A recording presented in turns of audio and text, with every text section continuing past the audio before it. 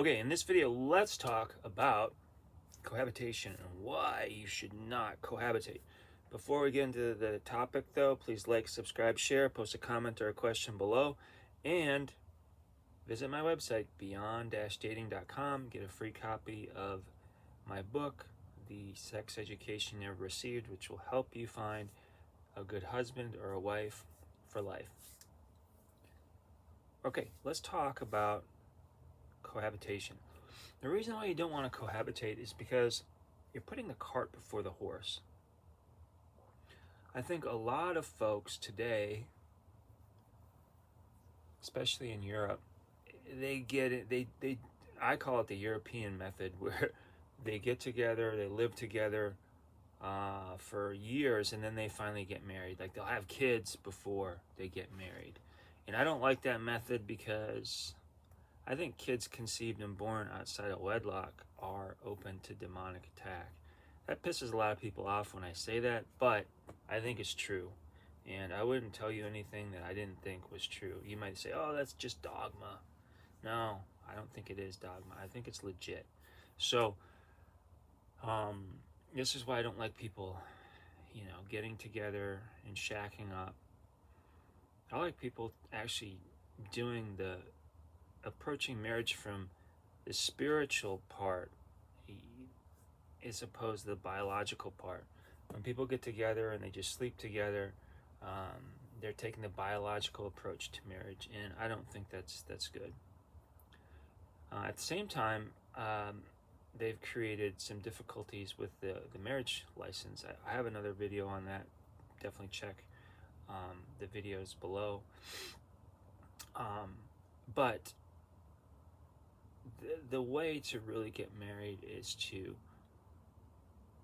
have a courtship, have a 6 to 12 month courtship, and then get married after that. The reason that cohabitation doesn't really work is because I think the woman is always wondering, does he really love me? Is this like really a true relationship? I think it's a sign of weakness on the man that he can't wait. He's got to, I guess, have the relationship now. I like the idea of approaching it from marriage, where the man's like ready. He's got his finances and everything in order, and he can afford to take care of everything. I think a lot of times people cohabitate because they're in a hurry and they want to get out of the house if they're, living with their parents. We've got another, like an old, I guess, cultural thing, which I don't think is natural, which, makes people think that they're losers if they're, 24 and they're still living at home. I don't think there's anything wrong with that, especially now with America being on the verge of hyperinflation. It's hard to afford things. And why not stay at home?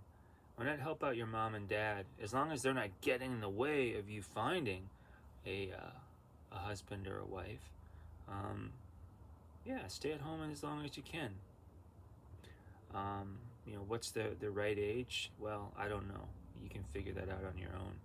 But I think that it's okay to be at home and be unmarried.